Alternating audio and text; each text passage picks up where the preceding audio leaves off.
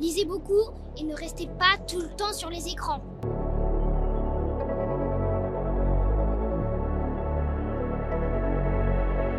1 à 2 livres par mois. Ça dépend des semaines, mais environ 10. Je dirais entre 6 et 7. Je pense que ça fait 1 par semaine et j'écoute beaucoup en audio, ce qui fait que j'arrive à ce montant de 6 à 7 livres par mois. Ça dépend, 2, 3. Je dirais 2. Je suis souvent sur plusieurs livres en même temps et qu'en tant que directrice éditoriale, je suis obligée de lire ou en tout cas de parcourir beaucoup de manuscrits. C'est grâce à Pass Culture que j'ai commencé à lire de plus en plus. Là, vers 8 ans, j'ai commencé à lire beaucoup. Là, j'ai 11 ans. Aux écrans, je suis limitée, mais bien sûr pas aux livres. Et je lis aussi des romans. Le dernier roman que j'ai lu, c'est des Harry Potter.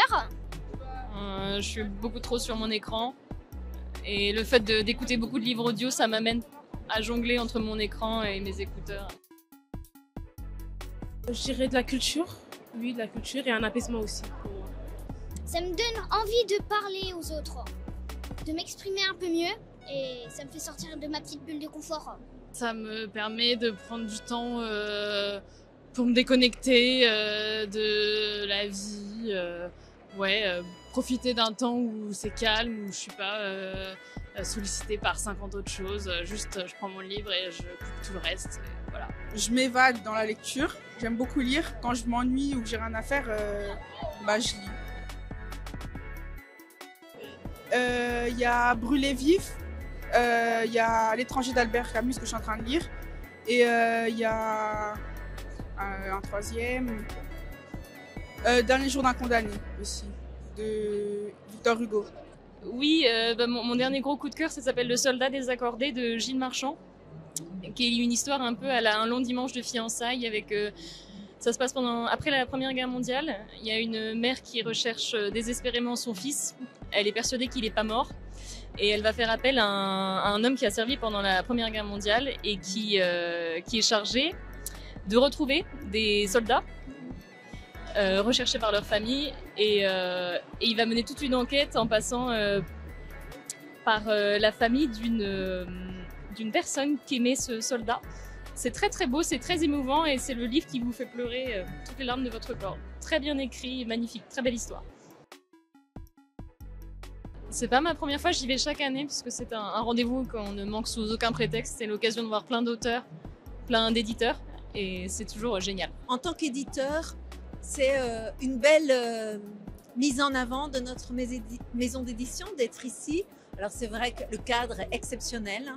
C'est vrai que c'est aussi une très grande joie d'être là avec plusieurs maisons d'édition, de religion et de spiritualité et d'être un peu en force pour nous épauler les uns les autres. Et je pense que c'est important qu'on montre ce visage ensemble de maisons d'édition différentes sur quand même un salon qui est très laïque.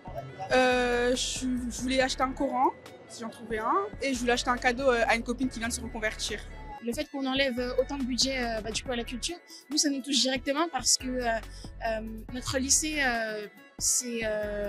il est classé au niveau des résultats du bac, c'est le dernier lycée de France. Nous, on avait le Pass Culture, ça nous permettait de faire beaucoup de choses, notamment d'inviter des auteurs au lycée.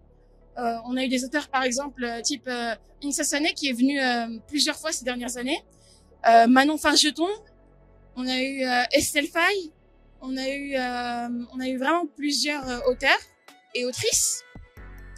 Et la coupure du Pass Culture en fait, ça va vraiment nous enlever énormément.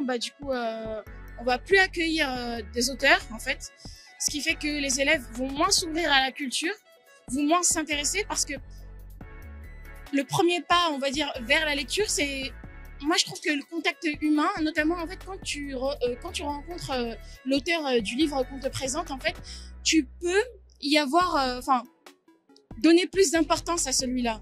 C'est-à-dire que tu développes une intention parce que tu as vu la personne qui l'a écrite.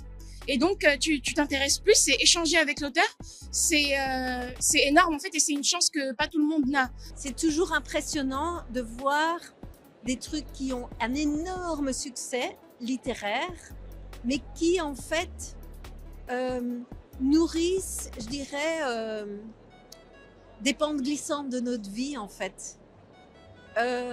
C'est vrai que moi, dans la marque de fabrique de ma maison d'édition, on veut nourrir les gens de spiritualité, donc des choses qui durent, qui sont à long terme, un bonheur durable, en fait. Alors que d'autres surfent sur le matérialisme, l'hédonisme, tout ça, le sensuel, et en fait qui entraîne les gens vers des choses qui sont pas bonnes, quoi. Eh ben écoutez, lisez, non mais c'est pas très original, et qui suis-je pour dire ça, mais lisez parce que ça rend heureux. Vivez votre vie, écoutez, et puis lisez, c'est important, c'est très important de lire. Lisez beaucoup et ne restez pas tout le temps sur les écrans.